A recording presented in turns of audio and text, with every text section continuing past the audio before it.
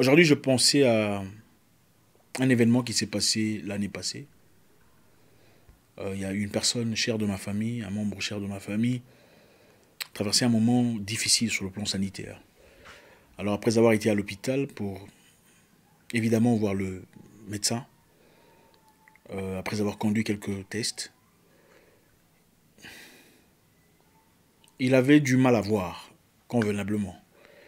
Et certainement, il se disait qu'il devrait y avoir quelque chose de grave. Et pour éclaircir un peu tout ça, pour en être certain, il fallait voir un professionnel, avoir un médecin, un ophtalmologue spécialiste, pour en avoir le cœur net. Après avoir prié, après avoir souhaité les bonnes choses, malheureusement, on a découvert, on a diagnostiqué du glaucome. Glaucome, pour ceux qui ne connaissent pas, est l'une des plus grandes raisons de la cécité ou aveuglement, la perte de vue, l'handicap visuel. Le glaucome et le cataracte, je crois. Les médecins me corrigeront si je me trompe. Merci. C'était une nouvelle très difficile à accepter parce que le glaucome, à ce qui paraît, est une maladie incurable, est une maladie irréversible. Donc quand on l'a, c'est dur. Et particulièrement dur pour une personne qui avait pour habitude de lire avidement, de lire chaque jour. Avoir sa vue retirée brutalement comme ça, ce n'est pas facile. Et à ce qui paraît, la seule façon de pouvoir apporter de l'aide ou un repli à cette personne serait de faire un traitement pour alléger la pression. À ce qui paraît, le glaucome est une maladie oculaire ou une maladie qui attaque l'œil, qui attaque le nerf optique à travers une pression anormale. Encore une fois, les médecins me corrigeront, mais c'est un peu ça, dans ce sens-là. La seule chose que l'on puisse faire dans ce cas, c'est d'essayer de trouver un moyen pour alléger la pression, pour que la pression autour de l'œil redevienne normale. Donc ça a été un moment vraiment difficile, il fallait y réfléchir, la personne étant en Afrique, il fallait voir comment est-ce qu'il fallait faire, est-ce qu'il faut l'emmener aux États-Unis, est-ce qu'il faut...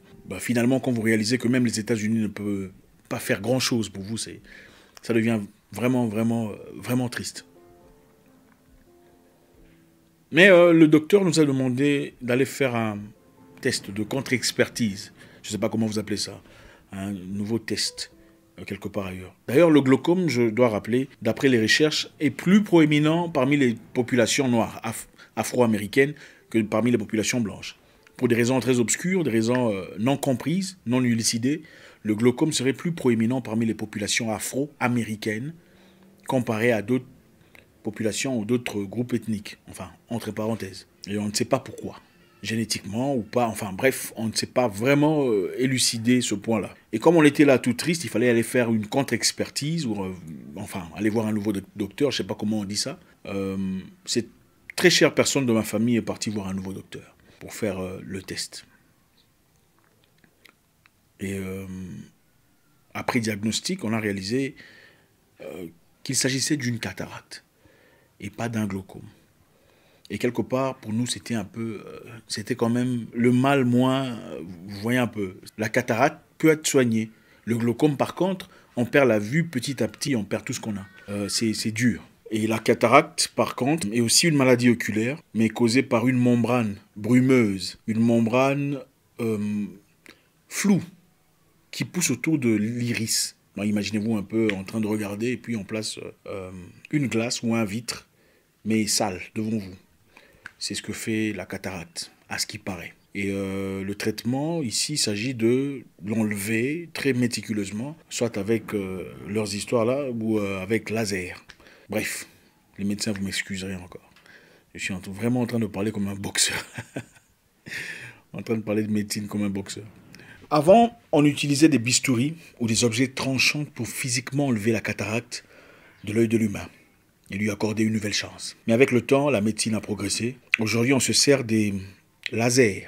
C'est plus précis, c'est plus optimisé, c'est plus simple. Voilà pourquoi aujourd'hui, je saisis cette opportunité, puisque ce cher membre de ma famille a pu retrouver le sourire, de parler d'une personne très intéressante. Une personne qui certainement inspirera beaucoup de personnes ici. Vous savez, l'histoire a vraiment été manipulée. Et je pense qu'il est important de rétablir l'histoire. Aujourd'hui, on va parler d'une femme très forte, une femme très importante, une femme exceptionnelle au nom de Patricia Barth. Une Afro-américaine très intelligente, née d'une famille très modeste. Son père était ouvrier, sa mère était bonne ou domestique ou servante, peu importe comment vous appelez ça, qui bossait très dur. Ils ont fait tout ce qu'ils avaient, ont fait des économies pour envoyer leurs enfants dans les meilleures écoles possibles. Ils avaient investi leur épargne. On parle ici d'une famille où les parents se sont privés de beurre, privés de sucre, privés de choses élémentaires pour économiser assez d'argent afin de placer leur enfant dans les positions les meilleures.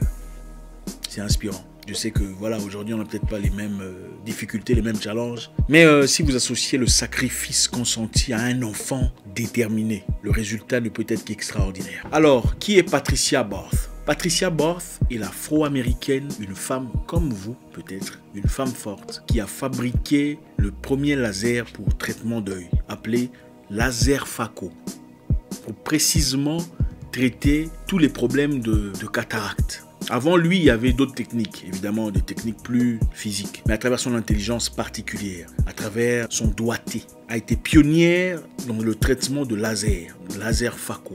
Donc, comme je le disais précédemment, issue d'une famille modeste, cette fille s'est concentrée assidûment à son travail. Elle n'était pas le genre de fille à garçon.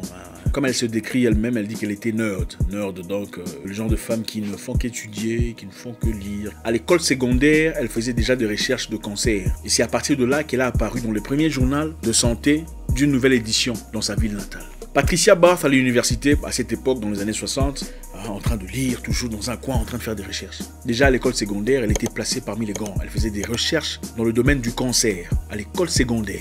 Après avoir réalisé que la communauté afro-américaine était plus prompt à contracter les maladies oculaires, notamment le glaucome, elle a voulu faire quelque chose. Elle a voulu impacter sa communauté positivement et aussi d'autres personnes par la même occasion. À l'université, elle était la seule femme parmi tout un conglomérat d'hommes blancs. Et pas seulement la seule femme, mais la seule femme noire dans ce département. Après avoir fabriqué cette machine, le laser phaco, qu'elle a enregistré légalement, elle est devenue la première femme afro-descendante à enregistrer une création en médecine. Une femme certainement comme vous. Une femme qui a connu des difficultés, peut-être comme vous, si pas pire. Mais déterminée à laisser sa marque. Déterminée à ne pas mourir en vain. Et d'après elle, à l'époque, on classifiait les gens selon leurs capacités, selon leurs accomplissements dans leur bureau. Donc si vous accomplissez de grandes choses, vous vous asseyez à côté du directeur. Après avoir fait ces recherches qui ont été farouchement combattues par ses collègues, vous savez, vous êtes parmi des chercheurs et vous n'êtes qu'une femme noire, on ne s'attend pas à grand chose venant de vous. Après avoir fait la démonstration de sa découverte, même son directeur avait douté. Son directeur lui dit, je ne pense pas que ce soit possible. Elle dit, si. Elle dit non, je ne pense pas que ce soit possible. Donc, censé être placé physiquement en forme de récompense ou d'acclamation à côté de son directeur, il a fallu placer Patricia Barth dans une salle où elle était toute seule. Mais cela ne l'a pas empêché. Elle a effectué d'innombrables choses dans son département et a aussi conçu le premier concept de traitement à domicile. Donc pour les populations afro-américaines, elle partait, après avoir été sponsorisée évidemment. Vous savez, quand on remarque que vous êtes fort et on ne peut pas vous combattre, on s'associe à vous. En anglais, on dit « If you can't beat them, join them ». Si vous ne pouvez pas le battre, joignez-vous à lui, mais contrôlez-le. Donc, on s'est joint à Patricia Barth pour accomplir ses œuvres caritatives dans le sens où apporter un peu plus de soins aux populations afro-américaines souffrant de ces maladies. Aujourd'hui est un jour intéressant, je pense qu'il est essentiel d'en parler avec vous. Patricia Barth est une femme comme vous, si vous êtes une femme. Je ne sais pas quelles sont vos aspirations, quelles sont vos idées, vos pensées. Ce que vous pensez comme objectif de vie peut être accompli. La vie n'est pas seulement se marier, trouver un mari ou une femme, faire des enfants et mourir. C'est bien, c'est très bien. Mais vous êtes là, vous, pour quelque chose, pour un objectif. Certaines personnes sont peut-être des scientifiques et je vous encourage. Certaines personnes sont peut-être des chercheurs qui sont coincés quelque part. La vie n'est pas facile. Elle ne l'a jamais été pour les grands. Jamais. Aucun grand digne de ce nom n'a accompli de grandes choses dans la facilité. Patricia Barth, notre maman, malheureusement décédée en 2019, pionnière du traitement de la cataracte par laser. Aujourd'hui, vous pouvez gracieusement aller à l'hôpital, vous faire opérer, enlever la cataracte avec douceur, sans que vous ne vous fassiez mal. C'est grâce à elle. Si vous avez un commentaire à faire, vous savez comment ça se passe. Je vous souhaite une excellente soirée. J'espère vous parler encore très bientôt dans une nouvelle vidéo. Mon nom est Zach Mwikassa, le guerrier noir. Votre frère.